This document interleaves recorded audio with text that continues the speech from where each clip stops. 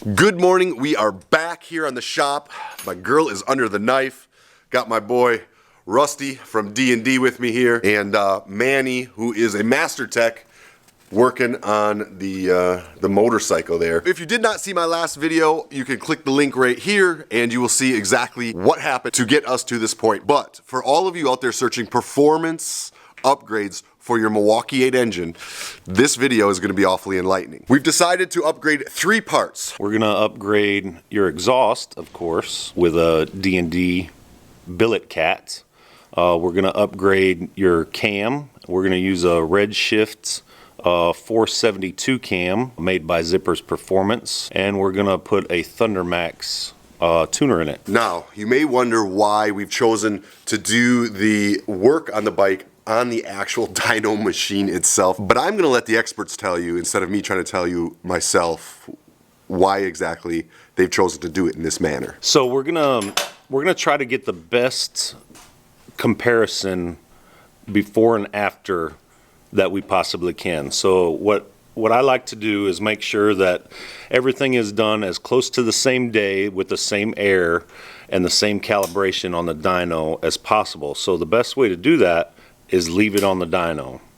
My particular dyno is not in the ground, so it's up off the ground, so it's almost like working on a lift anyway. So we're gonna do the cam change, the ECM change, and the exhaust change, and try to get the best comparison that we can. And that's really rad, man. So many companies out there will try to do whatever they can to skew the numbers in their favor, but here today we are giving you a cold, hard, factual, honest comparison. In fact, Rusty, we're even putting a new tire on my bike today, but Rusty's like, not until after we do the dyno, because we don't want to change a single thing. We want this to be a fair, even comparison, and we don't want to give ourselves any advantages. That's an honest man right there. Side note, in case you didn't see my last video, Rusty is the owner of D&D Exhaust. They are a performance exhaust company. If you are in the know of performance exhaust, the racing, things like that, you know darn well who they are.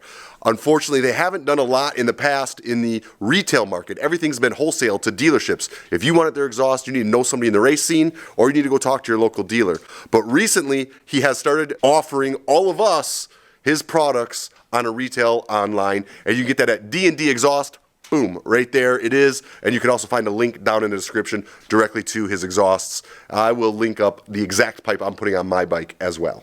Okay, let's start with what I had on my bike, what my man Manny over here is removing as we speak. I had the Screamin Eagle exhaust and head pipe. That is the performance exhaust offered by Harley Davidson Motor Company. This is what it costs right here. I had actually 2 tuners on my bike, and I have to admit I like them pretty well. I had the Pro Tuner from Harley Davidson, and I also had the automatic tuner upgrade. This is a second upgrade that helps auto-tune this tuner. To be honest, they're pretty cool tuners, and I did notice a big difference after I installed them. And the cam I had in there was the 498 from Harley Davidson. It's one of their performance power cams. Your cost of your Pro Tuner and your cost of your auto tuner. Your cost of that performance cam. Now it's time.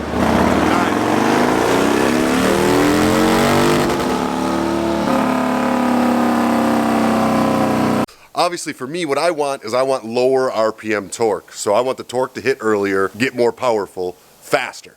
And just in the first couple pulls he did, man, you can already hear the difference in how fast it's getting up to its max RPM. He said it was roasting the tire on the dyno, so he had to sit on it, try to get some more weight on it. But we're gonna pull a few more pulls, and we'll have the end numbers for y'all shortly. So a lot of people talk about gains in horsepower, and in reality, we gained 6 horsepower, almost 7 horsepower from what. Quite a bit low. I mean, it is, but the biggest gain is down here. So we gained so much torque down low that it's ridiculous. Like, you're from 86 and go straight up at the same RPMs at 2200 RPMs to 107, almost 108. Wow. And then max, if you look at where we moved your torque range to, so if you look right here, this is your torque. of your old system, and your max torque was all the way at 5,000 RPMs. And I felt it, man. I had to pin that bike to get that feeling. So that was all the way, like you were building torque very, very slowly all the way out. And the other thing is, now we make max torque, which is significantly more, but we make our max torque at 2,500, and it carries it straight across the whole way. Like that's where you feel it, right? That's exactly where you feel it. Harleys live and die at 3,000 RPM, so we try to develop our systems to where they gain the most torque at 3,000 RPMs. Max horsepower, we only gained, that's 105 what we had last night to 111.2. I mean, that's good. There's nothing wrong with that. But if you notice how much quicker the horsepower builds, so we have more horsepower all the way throughout the RPM range. Not only that, we gain so much more torque down low, and torque is what you feel. That's what moves the motorcycle. And it looks like the gap between our horsepower, what we were at, say, 3,000 RPMs, is bigger than what the gap was at peak RPMs, correct?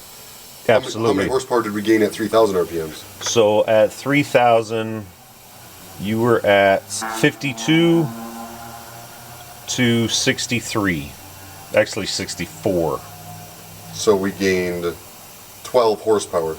Yeah, at 3,000 RPM. 3,000 RPM. That's a lot of horsepower. Yeah, that's a significant difference. What I noticed was yesterday, as he'd get on the throttle, he would climb up and then peak out. Now, when he gets on the throttle, it goes whop right up there.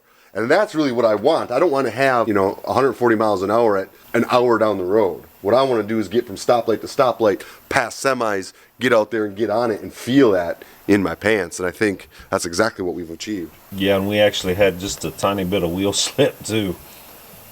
We did, huh? Because it revs so quick. When you get on it, that's the true test, is when your ass is in the seat. Well, that means there's only one thing to do. And that's put this ass in the seat. One thing that's a little bit different between this dyno and the normal dyno, which is a Dynajet dyno, is most people that do development work, they use a Superflow dyno, which is what I have, because it has a lot more capabilities of measuring and repeating. What I like to say is a little bit more accurate. Regardless of the horsepower number, it doesn't really matter what the number is. A lot of people get really ate up as far as what the number actually is, and the percentage of gain is what is actually what matters, right? So if you gained 10% on my dyno, you will gain 10% on a Dynajet dyno. But the numbers are going to be different. Mine actually has a little bit of a calculation that it tries to simulate what a Dynajet dyno is, and your bike would be actually making 122.4 on a Dynajet dyno, according to its calculations. Huh. So, it's interesting that you say it's the percent, and that's exactly what we saw. So you look at, at 3,000 RPMs, our horsepower gain was, 12 horsepower? Right. And it started out at 50 horsepower and gained 12. So that's essentially a 22% increase in my horsepower at just 3,000 RPMs. Right. That's wicked huge. I mean, 22% at 3,000 RPM increase in horsepower. And our torque was, what's the increase in torque? What percent were we at torque? So you're at 112 and 91. 21 foot-pounds of torque increased. So that's just over a 20% gain in my torque as well, especially in that low RPM range.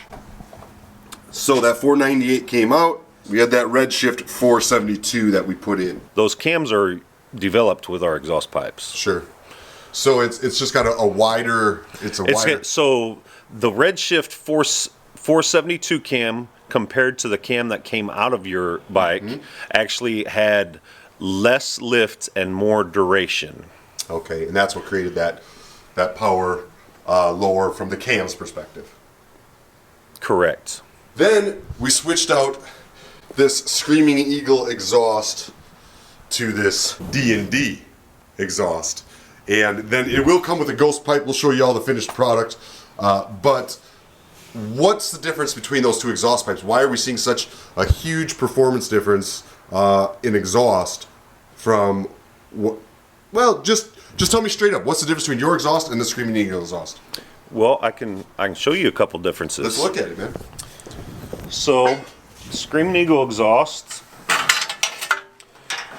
the design of the Screamin' Eagle pipe is actually a X pipe. So it has two pipes going into a collector with a small amount of a merge, and then it goes back out into two pipes.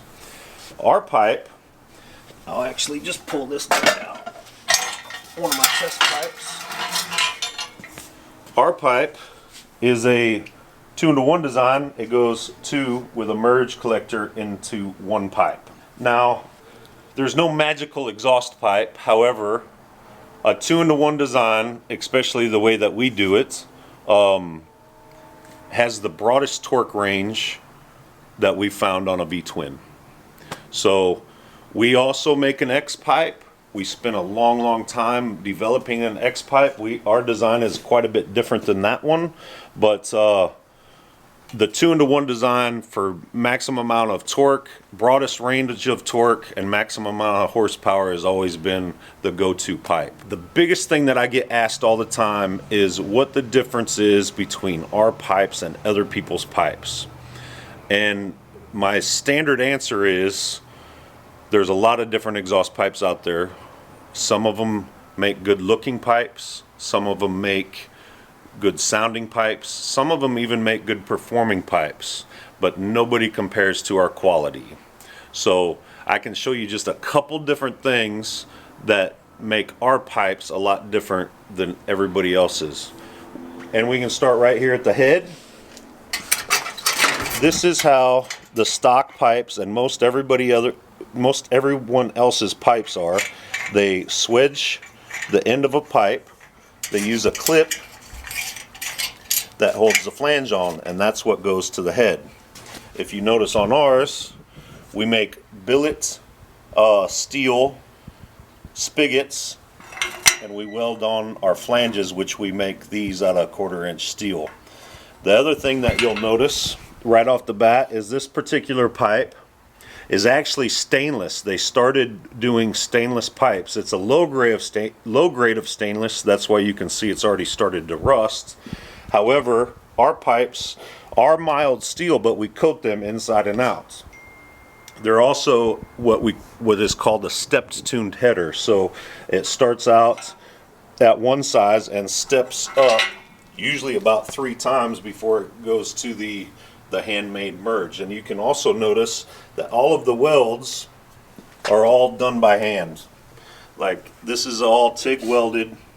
And if you notice, all of these welds, where it welds together, is all done with a machine. And of course, every piece of your pipe is made right here in America. Right here in Texas. And there ain't a whole lot more American than Texas. We put the ThunderMax auto-tune system, which is a full closed-loop auto-tune ECM, which in reality that's what you had. But the biggest difference between this one and what you had on there is this is a self-learning auto-adjusting ECM.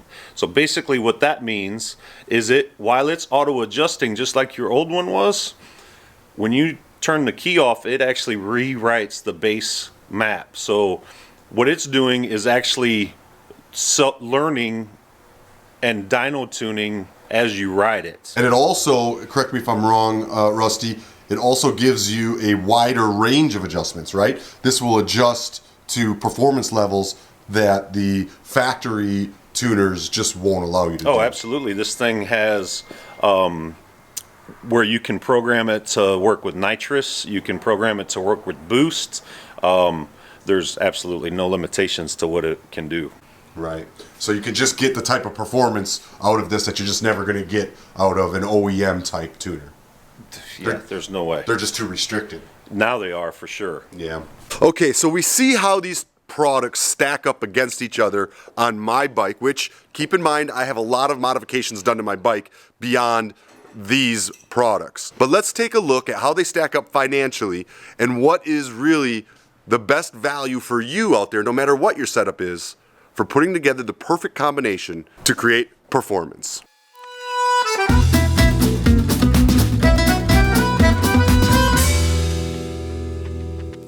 So you're looking at $190 more money for the same type of upgrade, but 20 to 25% more power. You decide.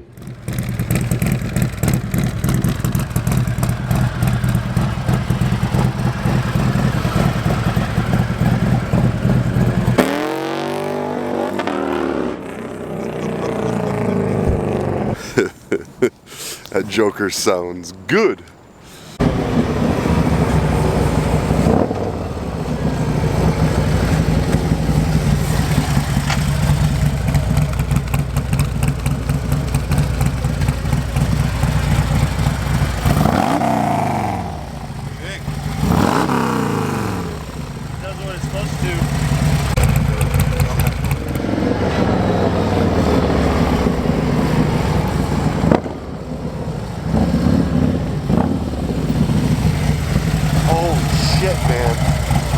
That's actually a really big difference. And not even just like the, the horsepower and the torque is obviously huge, but even just so much more responsive. As soon as you hit it in every gear, it's right there. I used to have to try to build it up, and now it's just right underneath me the second I hit it. All right, y'all, it is getting colder fast, but let me tell you something. That bike is faster.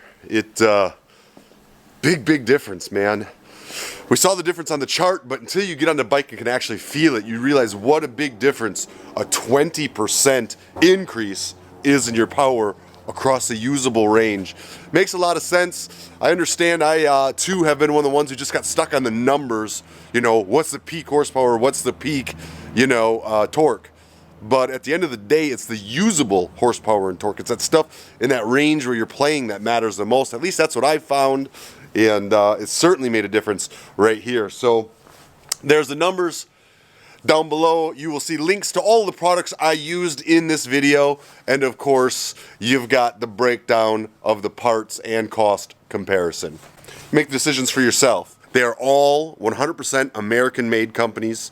And D&D Exhaust, not only American-made, but veteran-owned. Go show those companies some love if you're looking at your next performance parts, and you'll be happy you did. I know I am.